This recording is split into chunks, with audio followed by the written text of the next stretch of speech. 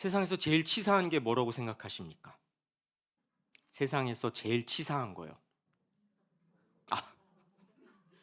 전혀 뜻밖의 대답이네요. 네. 줬다가 뺏는 겁니다. 그렇죠? 처음부터 안 주면 안 줬지 줘놓고 다시 뺏으면 그것만큼 야속한 게 없죠. 오늘 본문이 바로 줬다 뺏는 이야기를 담고 있습니다. 구약시대 어떤 여인에게 일어난 일이죠. 어떤 내용인지 말씀 볼까요? 열왕기하 4장 14절 말씀인데요. 함께 읽습니다. 이 여인은 아들이 없고 그 남편은 늙었나이다. 이 여인은요, 오랫동안 자식을 갖지 못했습니다. 그런데요, 당시 사회에서 자식이 없는 건 모욕과 수치로 여겨졌죠. 여인은 오랫동안 고통을 겪어왔던 겁니다. 게다가요, 남편은 늙었습니다. 자식을 생산할 능력이 사실상 없었던 거죠. 당시 사회에서 이들 부부에게, 특히 이 여인에게는 소망이 없었습니다. 그런데요, 선지자 엘리사가 이상한 말을 합니다. 이렇게 말이죠. 열왕기하 말씀인데요. 함께 읽습니다. 엘리사가 이르되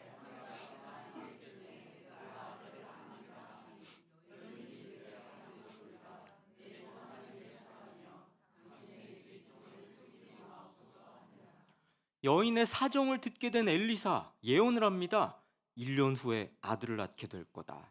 선지자 예언이니까 믿을만 한 거 아니겠습니까? 그런데 여인은 믿으려 들지 않습니다. 당신의 계집종을 속이지 마옵소서. 에이, 그런 일이 나한테 일어나겠어요, 과연? 듣기는 좋다만, 에이, 뭐 이런 반응을 보이죠. 자, 과연 예언대로 됐을까요? 다음 말씀 함께 읽습니다. 여인이 과연 잉태하여 한 해가 지나 이때쯤에 엘리사가 여인에게 말한 대로 아들을 낳았더라. 엘리사의 예언대로 여인은 1년 뒤에 아들을 낳습니다. 자식을 낳기에는 나이가 많아서 포기하고 있었는데요. 하나님께서 선물처럼 주신 거죠. 얼마나 기쁘고 감사했을까요? 늦게 얻은 자식, 요즘 말로 늦둥이니까 더 소중하고 더 사랑스러웠을 겁니다. 그런데요, 행복은 오래가지 않았습니다. 이런 일이 일어나거든요. 함께 읽습니다. 그 아이가 자라매 하루는 추수꾼들에게 나가서 그의 아버지에게 이르렀더니 그의 아버지에게 이르되 내 머리야 내 머리야 하는지라. 그의 아버지가 사환에게 말하여 그의 어머니에게로 데려가라 하매 어느 날 갑자기 아이가 두통을 호소합니다. 내 머리야 내 머리야. 아버지한테 머리가 아프다며 호소하죠. 그런데요, 아버지의 반응이 이상합니다. 어머니에게로 데려가라. 아니, 애한테 약을 먹이든지 무슨 조치를 취해야지. 물론 지금처럼 약이 있던 시대는 아니지만 약초 같은 건 썼을 거 아닙니까? 그런데 고작 하는 말이 애 엄마한테 데려가라고? 뭐 나는 모르겠다 뭐 이런 건가요? 여러분, 이래서 남자들은 안 돼요. 순간적으로 상황 판단이 여성들보다 못한 경우가 꽤 많습니다. 어떻게든 뭐 들쳐업고 뛰어가든 뭐 열을 식히는 뭐 무슨 조치를 취하든 해야지. 어미한테 데려가라? 자, 그래서 애는 엄마한테 가게 됩니다. 그리고 어떻게 될까요? 함께 읽습니다. 곧 어머니에게로 데려갔더니 낮까지 어머니의 무릎에 앉아 있다가 죽은지라. 아이는 숨을 거두고 말죠. 여러분, 아이 엄마의 심정이 어땠을까요? 기가 막히지 않겠습니까? 자식의 죽음을 마주하다니, 그것도 난데없이 말입니다. 선지자 엘리사를 찾은 여인 엘리사에게 부르짖습니다. 이렇게요. 함께 읽습니다. 여인이 이르되 내가 내 주께 아들을 구하도이까? 나를 속이지 말라고 내가 말하지 아니하도이까? 하니 이게 무슨 말이냐면요, 사실 이 여인은 아들을 달라고 구한 적이 없었습니다. 그런데 하나님께서 아들을 주신 거죠. 그런데 구하지도 않은 아들을 주시더니 다시 뺏어가신다? 여인 입장에서는요, 왜 하나님이 이러시는지 도무지 이해할 수 없었을 겁니다. 갑자기 아이를 죽게 하시다니 하나님이 짓궂고 야속하게 느껴졌을 겁니다. 성도 여러분, 우리도 이런 마음 들 때가 있지 않습니까? 길을 열어주시는 것 같아서 믿고 따라왔는데 어느 순간 갑자기 길을 막아버리시는 하나님, 마치 나를 골탕 먹이시는 것처럼 느껴질 수 있습니다. 내가 뭘 잘못했다고? 아니, 하나님 나한테 왜 이러세요? 나는 예배도 잘 드리고 헌금도 꼬박꼬박 내고 나 그래도 괜찮은 크리스찬이라고 생각하면서 살고 있습니다. 나 교회에서 봉사도 제법 합니다. 우리 교회에서 내가 중추적인 사람입니다. 하나님 내 중심 다 아시잖아요. 내가 뭐 바쁠 때는 한두 번 뭐 예배를 가끔 공예배를 빠질 땐 있고 하지만 내 마음이 하나님께 있다는 거 아시잖아요. 그런데 나에게 왜 이러세요? 아니 처음부터 안 주시던가. 주시는 것 같더니 예고도 없이 이러시는 법이 어디 있습니까, 하나님? 살아계시는 거 맞습니까? 아니 살아계시다면 대답 좀 해보세요. 나한테 어떻게 이러실 수 있습니까? 뭐 우리에게도 이런 마음이 들 때가 있지 않습니까? 자, 기가 막힐 일을 당한 여인 이제 어떻게 할까요? 이렇게 합니다. 함께 읽습니다. 그 남편을 불러 이르되 사환 한 명과 나귀 한 마리를 내게로 보내소서. 내가 하나님의 사람에게 달려갔다가 돌아오리이다 하니, 남편한테 말합니다. 종 한 명과 나귀 한 마리를 보내주세요. 빨리 선지자한테 다녀와야겠어요. 그렇습니다.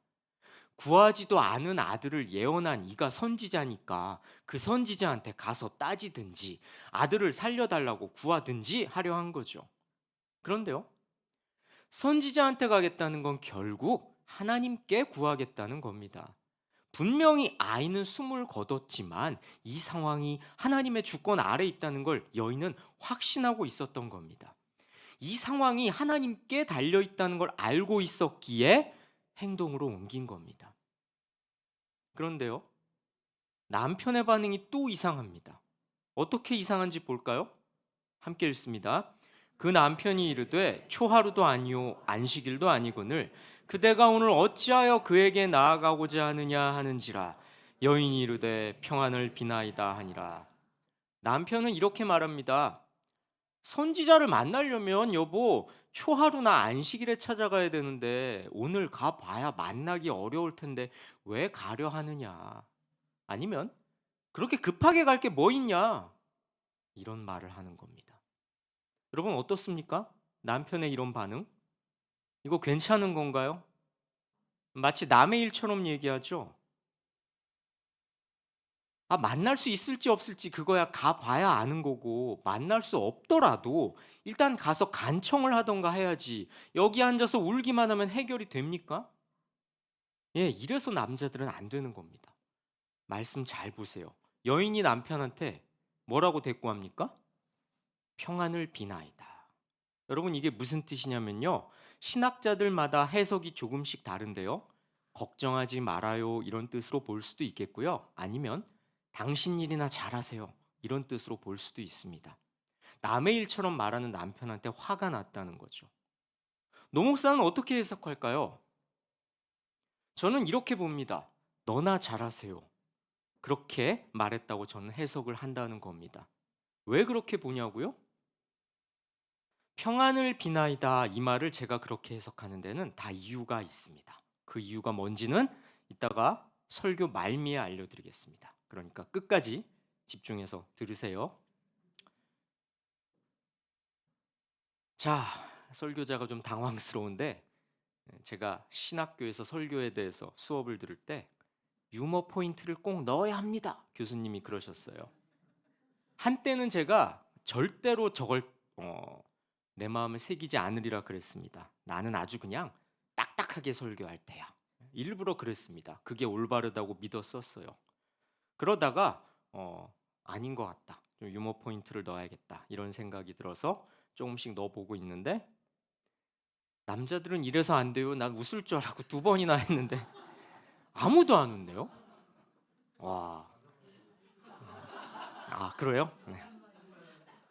아니 한 번이야 내가 뭐 허당을 칠 수 있다 치고 2번 해도 안 웃으니까 지금 당황스러워서 뭐 이렇게라도 웃으셨으니까 됐네요.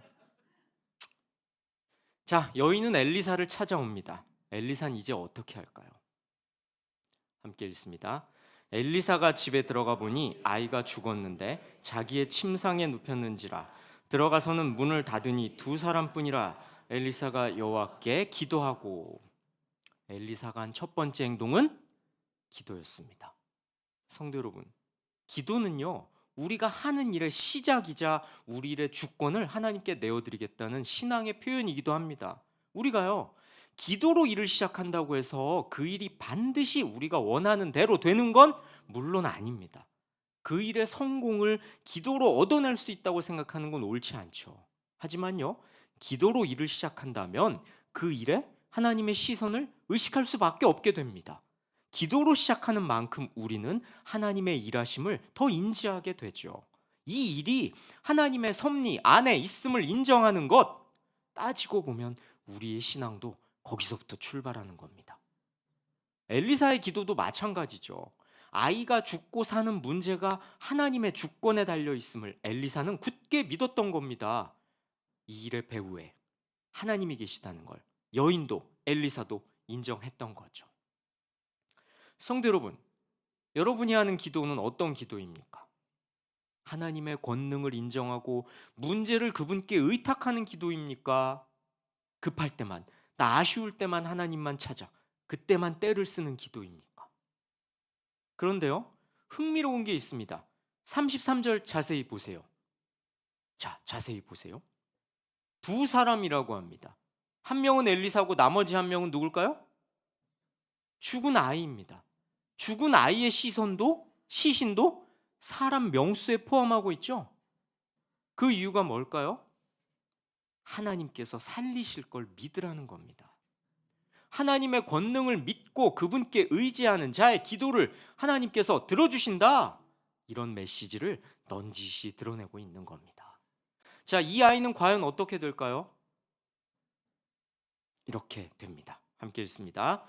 아이 위에 올라 엎드려 자기 입을 그의 입에, 자기 눈을 그의 눈에, 자기 손을 그의 손에 대고 그의 몸에 엎드리니 아이의 살이 따뜻하더라.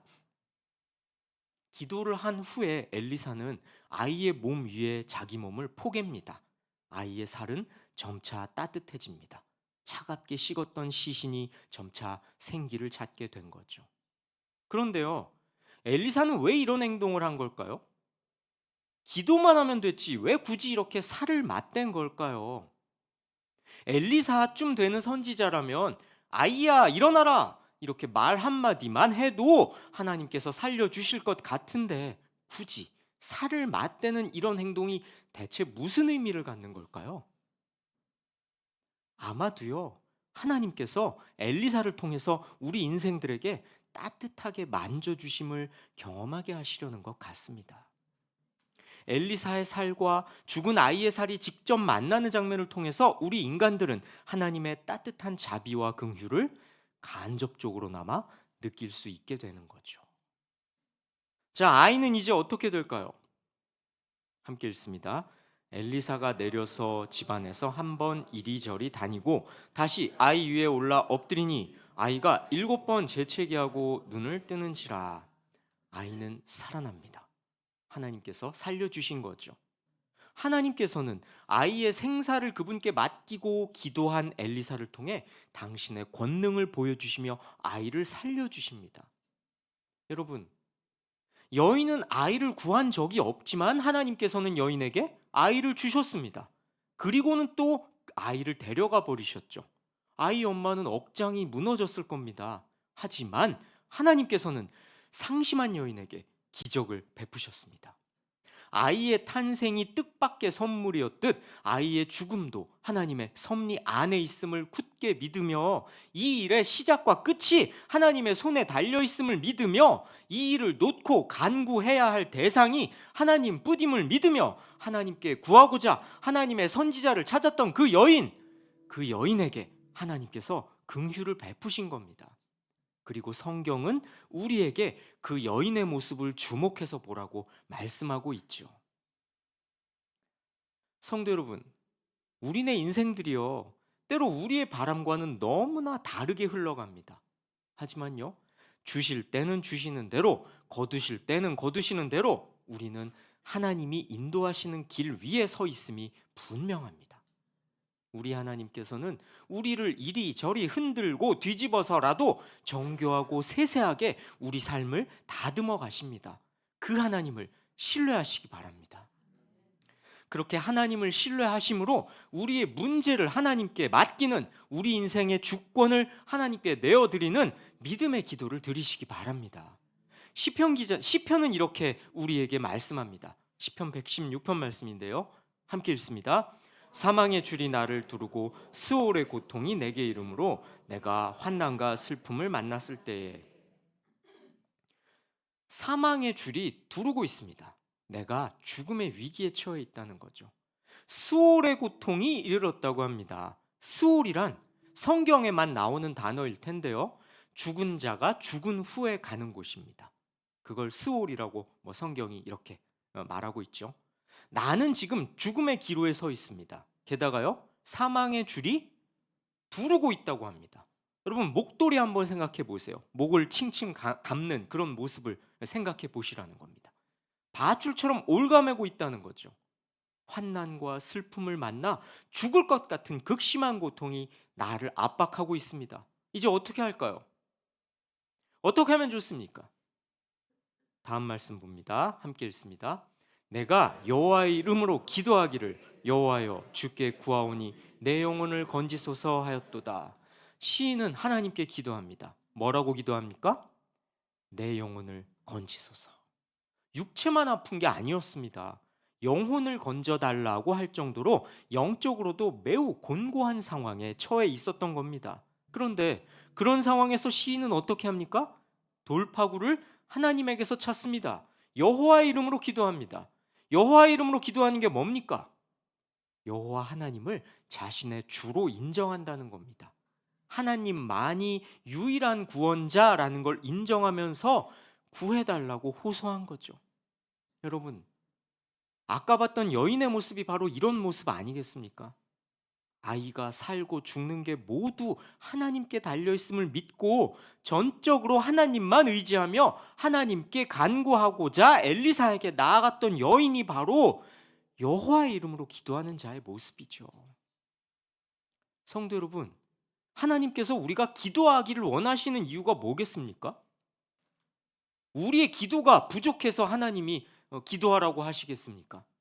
우리의 기도 소리를 하나님이 그렇게 계속 듣고 싶으셔서 그렇게 기도하라고 하시겠어요? 우리 인생의 주권자가, 우리의 유일한 구원자가 바로 하나님이라는 걸 우리가 인정하기를 원하시는 겁니다. 여러분, 하나님이 우리 인생의 주인이라는 걸 믿으십니까? 우리를 죽이시고 살리시는 분이 하나님이라는 걸 인정하십니까? 기도는 그에 합당한 반응입니다. 자, 이제 아까 봤던 그 구절 다시 생각해 볼까요? 엘리사를 만나러 가겠다는 여인한테 남편은 뜨악하게 말했습니다. 집사님 성대모사 한번 해주셔도 될 것 같네요. 아까 인정하신다는 남자 집사님. 네, 이런 거죠. 지금 가서 뭐 하겠냐? 지금 간들 만날 수 있겠냐? 그렇게 서두를 거 뭐 있냐? 이렇게 남편이 뜨악하게 대답하지 않았습니까? 그러자 여인은 남편한테 평안을 비나이다 이렇게 답했죠.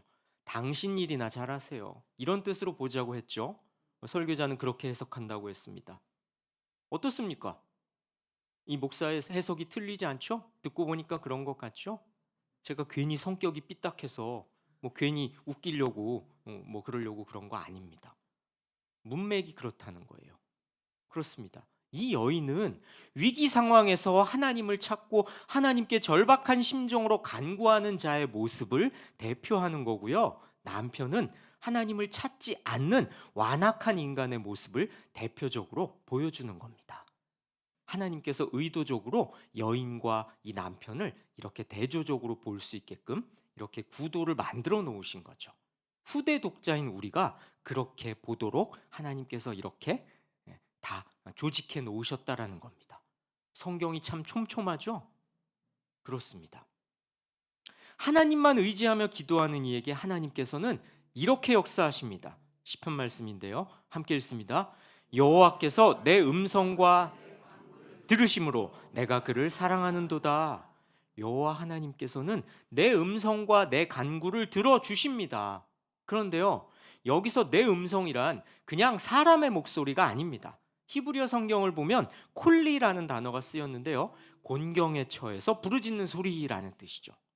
내 간구, 이 단어는 타하누나이 이렇게 해서 좀 특별한데요, 누군가한테 호의를 베풀어 달라고 간곡하게 요청할 때 쓰는 단어입니다. 쉽게 말해서 내 음성과 내 간구, 이 말은 전화로 치면 그냥 전화가 아니라 119 전화다, 이렇게 생각할 수 있을 겁니다. 어떤가요? 내가 지금 너무나 어렵고 고통스러운 상황에 처해 있다는 걸 알 수 있죠? 도와달라고 하나님께 울부짖고 있습니다. 그런데요, 하나님은 어떻게 반응하시나요? 들으십니다. 여기서 듣다라는 단어는 히브리어로 사마흐라고 하는데요, 그냥 흘려 듣는 게 아니라 주의 깊게 경청할 때 쓰는 단어입니다. 카페에 가면 음악이 흘러나오죠. 그리고 우리는 그 음악을 듣습니다. 그런데 그렇게 듣는 것하고 누군가와 대화할 때 그 사람의 말을 듣는 건 다르지 않습니까? 마찬가지입니다. 도와달라고 울부짖는 기도를 우리 하나님께서는 허투루 흘려듣지 않으시고 관심을 갖고 새겨 들으신다는 겁니다. 이 말씀도 함께 읽어보십시다. 그의 귀를 내게 기울이셨으므로 내가 평생에 기도하리로다. 언제나 너에게 기울이시니. 이 찬양 잘 아시죠? 여기서 기울인다는 건 구부린다는 말입니다. 어른이 아이의 말을 들을 때 어떻게 합니까? 무릎을 구부리고 귀를 아이의 입에 가까이 하죠. 그런 것처럼 하나님께서 친히 무릎을 구부리시고 미천한 우리 인간의 입에 귀를 가까이 대신다는 겁니다. 여러분, 이 말씀에서 아까 본 장면이 떠오르지 않습니까?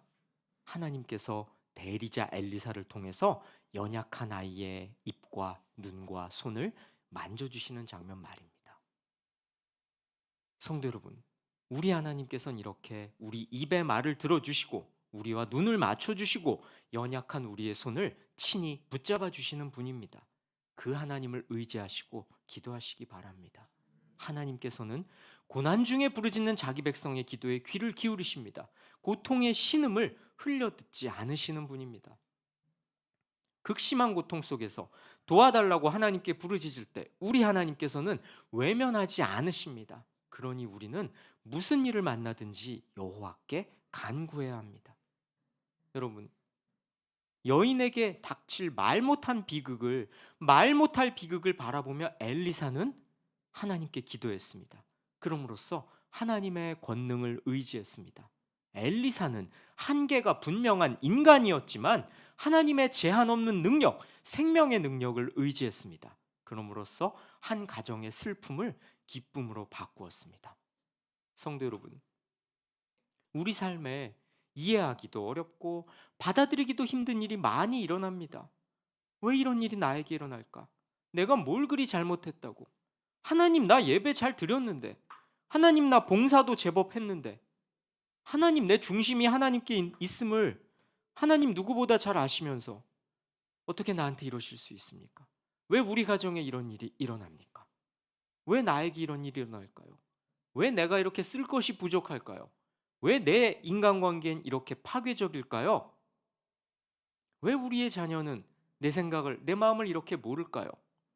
왜 우리 가족 간에는, 왜 우리 식구들 안에는 이렇게 갈등이 끊이질 않을까요? 하나님, 나한테 왜 이러십니까? 이때 쉽게 흥분하거나 가까이 있는 사람한테 도움을 청할 때가 많죠. 하지만 엘리사는 문제를 하나님께 가져갔고 하나님의 권능을 의지했습니다. 여러분은 어떻습니까? 어려움을 당할 때 제일 먼저 생각나는 이는 누구입니까? 우리 삶에 절망적인 상황이 닥칠 때, 왜 이런 일이 나에게 일어났지? 이렇게 하소연할 수밖에 없을 때 내 기도를 들으시는 전능하신 하나님을 붙드시기 바랍니다. 말 못할 어려움 속에 있습니까? 그렇다면 하나님께서 기뻐하시는 가장 지혜로운 영적 응급 조치가 무엇이겠습니까? 시인이 고백했던 것처럼, 아까 우리가 본 시편 말씀처럼 내 음성과 내 간구를 들으시는 여호와 하나님께 의뢰하는 일입니다. 순진한 하나님만 의지하는 자를 지켜주시는 여호와 하나님만 섬기는 겁니다. 하나님은 가장 절망적일 때도 여인에게 하셨던 것처럼 생명의 소망을 남겨두십니다. 그러니 아무리 힘들어도 우리가 붙들어야 할 것은 믿음의 기도입니다. 우리 주님께서는 우리가 어려움에 처했을 때 믿음을 보이기를 원하십니다. 하나님은 당신을 믿고 기도하는 당신의 백성을 통해 당신의 능력을 세상에 드러내십니다. 하나님은 믿음의 기도에 생명의 능력으로 화답하십니다. 하나님께서는 가장 힘들 때 보이는 믿음을 기뻐 받으십니다. 내 일이 잘 될 때는 누구나 믿음이 좋아 보입니다. 내 하는 일이 잘 되고 내가 수입이 좋고 내가 형통할 때는 믿음 좋기 쉽습니다. 하나님은 우리가 말 못할 어려움 속에 있을 때 보이는 믿음을 기쁘게 받으십니다. 그 하나님을 마음에 모시고 여러분의 인생을 온전히 의탁하시는 믿음의 성도로 살아가실 주님의 이름으로 축복하고 권면합니다. 찬양하시고 기도하십시다.